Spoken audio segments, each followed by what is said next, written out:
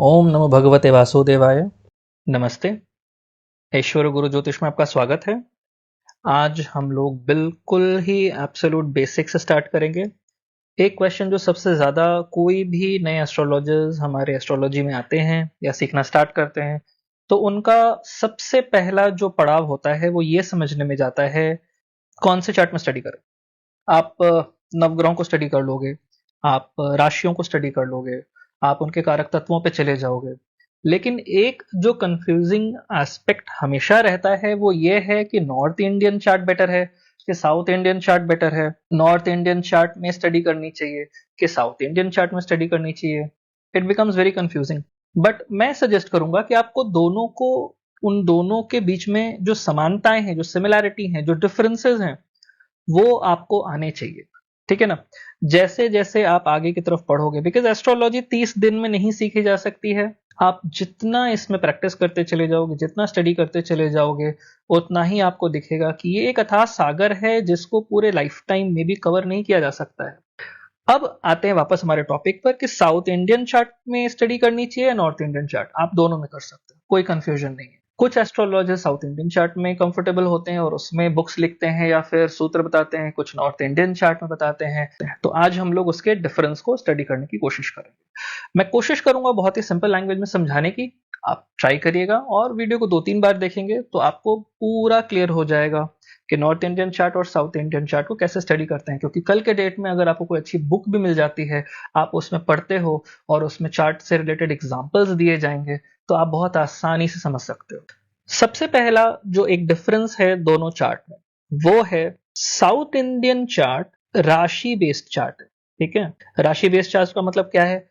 That means ये जो 12 घर हैं, ये जो 12 बॉक्सेस बने हुए हैं, ये राशि बेस्ड हैं।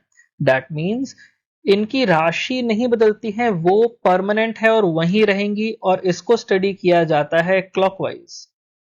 ठीक है। तो दैट मीन्स ये जो घर है, ये मेरा मेष राशि रहेगा और ये यहीं रहेगा, ये नहीं बदलने वाला है। ये वृषभ राशि रहेगा और ये यहां से कोई जगह नहीं बदलने वाला है। ठीक उसी तरह से जैसे हम लोग राशि में आगे बढ़ते चले जाएंगे, ये आपका मिथुन राशि हो गया, ये कर्क राशि हो गया, साउथ में इसको कटका भी कहते हैं, ये सिंह राशि हो गया, कन्या, तुला, वृश्चिका,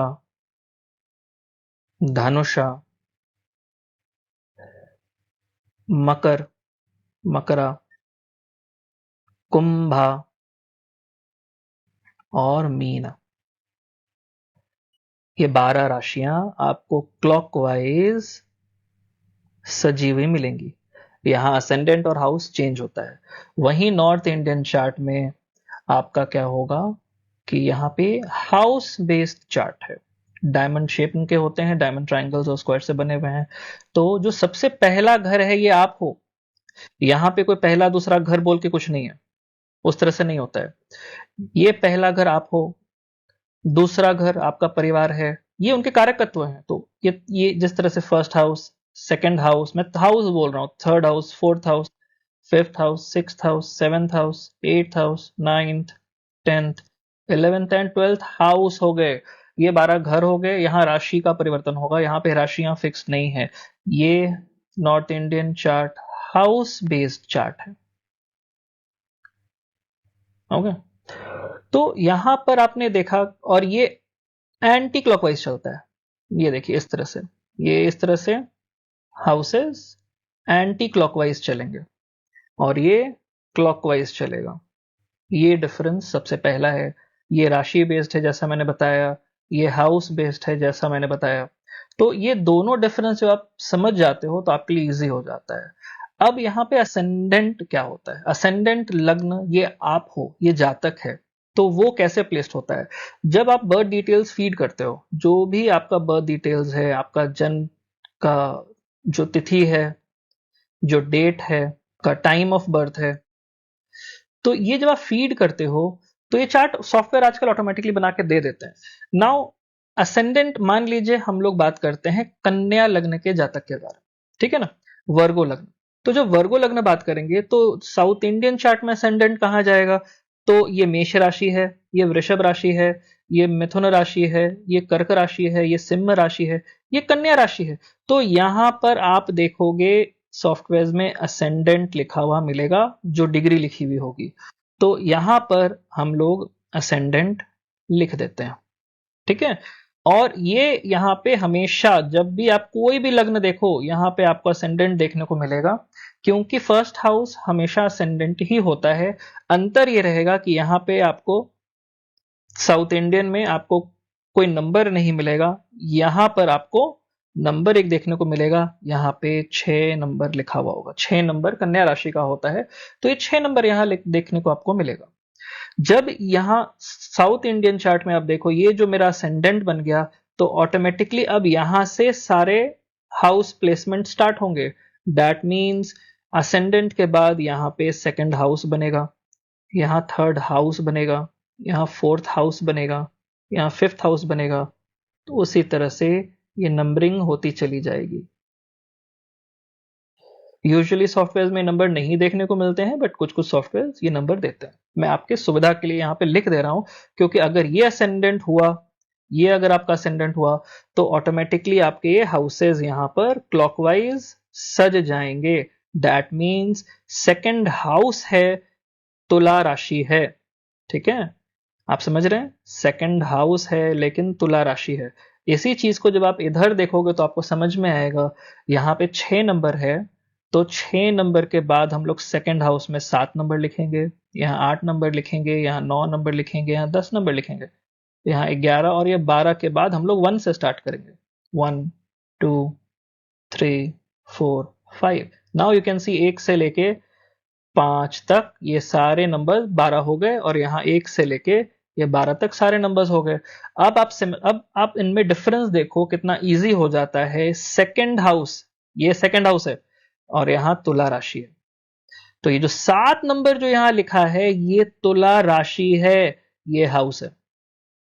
और ये 2 नंबर जो लिखा है ये हाउस है, और ये तुला राशि है, जो कि इस जगह पे हमेशा फिक्स्ड रहेगी। ये तुला राशि हमेशा यहीं रहेगी, यहाँ का नंबर बदलता रहेगा। और यहाँ नॉर्थ इंडियन चार्ट में ये हाउस है, ये हाउस है, और ये हमारी 7 नंबर राशि है, जो कि तुला राशि है, जिसको हम लोग यहाँ पे देख रहे हैं। इन्हीं डिफरेंस को जब आप देखते हो तो अब आपके लिए इजी हो जाता है, जब आप इसको हाउस बेस्ड स्टडी करते हो और ये नंबर आपकी राशियां होती हैं। यहाँ पे जो नंबर्स हैं ये राशि है, और यहां पर जो नंबर्स हैं वो हाउस है। ये ही डिफरेंस है। अब जब आप नेक्स्ट टाइम जब कभी भी चार्ट को देखो तो आपको वो डिफरेंस क्लियर हो जाना चाहिए, कि यहाँ पे आपको ये राशियां याद हो जानी चाहिए कि ये मेष राशि है, वृषभ राशि है, मिथुन राशि है, ये मीन राशि है, ये मकर राशि है, ये सिंह राशि है। ये राशियां आपको बाय हार्ट होनी चाहिए। उसी तरह से ये हाउसेज आपको बाय हार्ट होने चाहिए, कि ये फर्स्ट हाउस है, ये सेकंड हाउस है, ये थर्ड हाउस है, ये फोर्थ हाउस है, ये फिफ्थ हाउस है, ये सिक्स्थ हाउस है, ये सेवंथ हाउस है, एट्थ हाउस है। तो एट्थ हाउस में एक नंबर राशि है जो मार्स को बिलोंग करती है। एट्थ हाउस में मेष राशि है, और यहां मेष राशि और एट्थ हाउस आप देख पा रहे हो। यही डिफरेंस है north Indian and south Indian में। आपको जो भी इजी लगे आप उसको जरूर फॉलो करिए, लेकिन एज अ ज्योतिष, एज अ प्रैक्टिसिंग एस्ट्रोलॉजर, आपको दोनों ही आना चाहिए। जिस कारण से मैंने ये आपको बताने की कोशिश की है, चेष्टा की है। आई होप ये वीडियो बहुत ही सिंपल होगा, इजी होगा। आप इसको, अगर कोई भी कंफ्यूजन हो रहा है, आप इसको दोबारा देखिए। अगर कोई कुछ भी समझ में नहीं आ रहा है, आप कमेंट में क्वेश्चन दीजिए, मैं उसको सॉल्व करने की कोशिश करूंगा। स्क्रीनशॉट्स वगैरह भी अगर आप दें तो और अच्छा रहेगा, नहीं तो मैं उसमें आपको आंसर देने की कोशिश करूंगा। जुड़े रहिए हमारे साथ। इसी तरह से हम लोग बेसिक, एडवांस और हर तरह के एस्ट्रोलॉजी को स्टडी करने की कोशिश करेंगे। ये मेरी छोटी सी कोशिश है। ओम विष्णवे नमः।